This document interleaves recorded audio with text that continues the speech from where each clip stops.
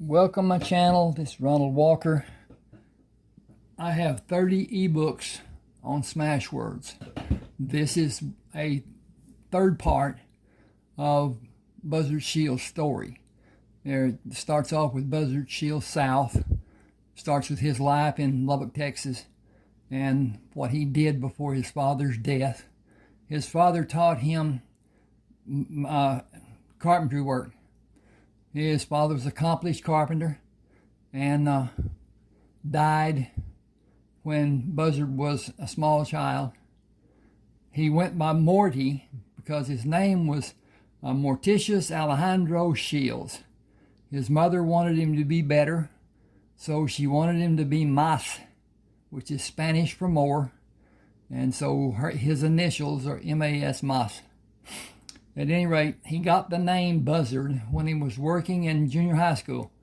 He was a shipping receiver and dispatcher of watches, and used his boss would call for him to do an errand or whatever, and when he didn't come, he would say, "Where is that Buzzard?"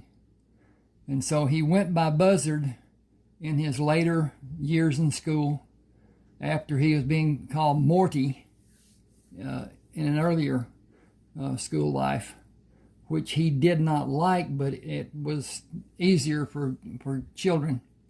And his father was a boxer and taught Buzzard how to defend, counter, do the moves in boxing, and he enjoyed doing it, but he did not like hurting anybody. So he was very judicious in what he did.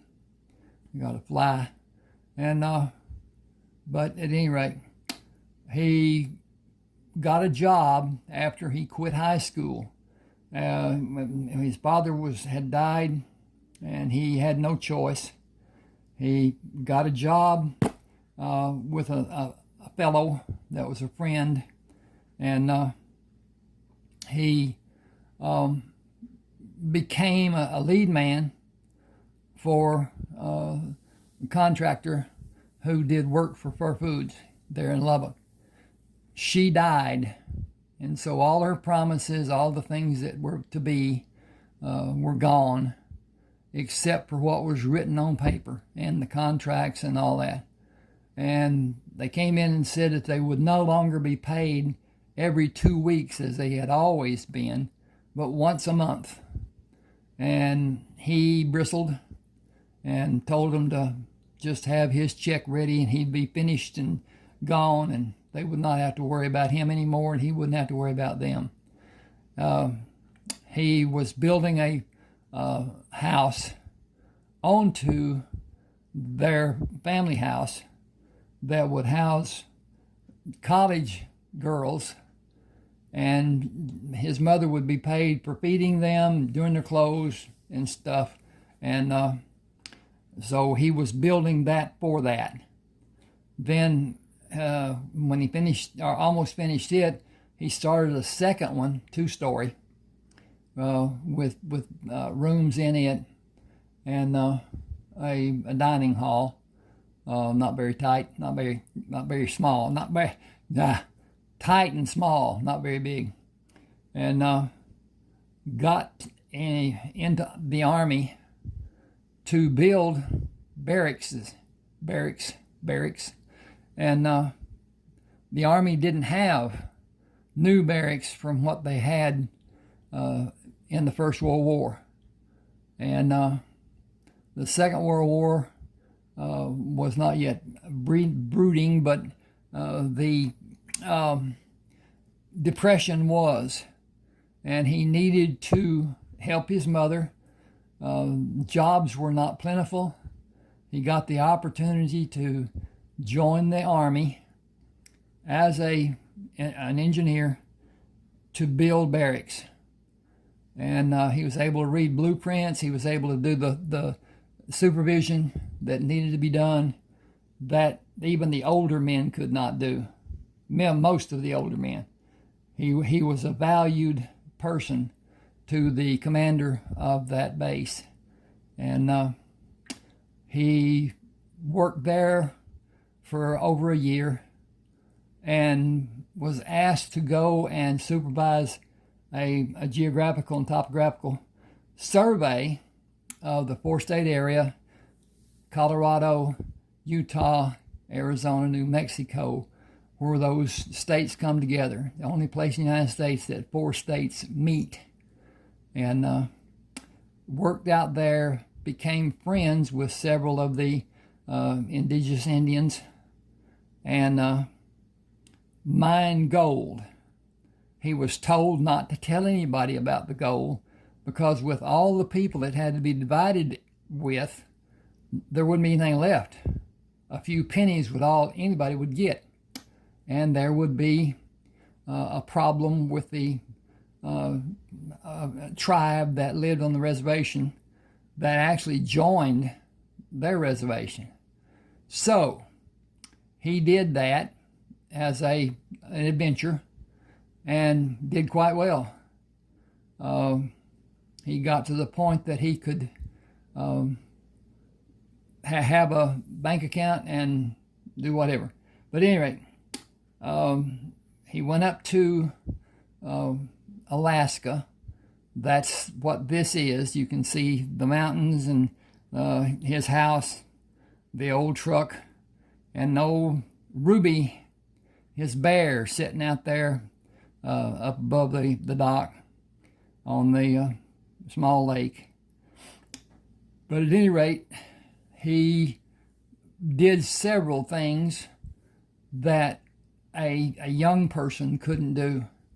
His nephew, who was actually older than him, named Lee, had some people would call it a brush plane. He was able to land in places and take off from places that a larger plane couldn't. And he had a mail route, actually 2, and had 2 planes. One was flown by another guy. And he was more or less in I would have to say in league, not in partnership, with another man who actually got him those 2 mail routes. Mail back in those days was not very often, and whatever. But at any rate, he and Lee got into mining gold in streams on the eastern side of Alaska, mountainous areas. And what they found was veins in the mountains that had been cut in two that brought the gold into the streams. And they actually could easily mine the loads of gold in the mountains easier than what they could out of the water. Then they found that gold was also in the riverbanks to be dug. They became on the list of richest men in America. They were at one time low on the poll because it was relegated to 15 people. And Buzzard was first of the bunch that worked at mining gold to be on that list of people. And Wilson Kramer was first. His worth was not reported as the others were because they didn't have room on the list to put his worth. So at any rate, he worked with Lee. They got planes. They flew across the United States. They actually got into helping the Army. The Army at that time, there was no Air Force. It was the Army Air Corps, I believe it was. At any rate, they flew dispatches on the western side of the states. They didn't cross the Mississippi much to go on the east side. They did, but not much. And he bought a shipyard. He and Lee together bought a shipyard south of San Diego, and remember, this is fiction, and built a landing strip and then made it into 3 landing strips to train pilots for the war that was coming. It had not, the people of the United States did not want to enter into the war. They said it was across the seas, it was not blah, blah, blah. That all ended the day the Japanese bombed Pearl Harbor, December the 7th, 1941. And we were in the war. And we were not prepared. But I don't go into that much. This is not about that, but about Buzzard Shields and his life.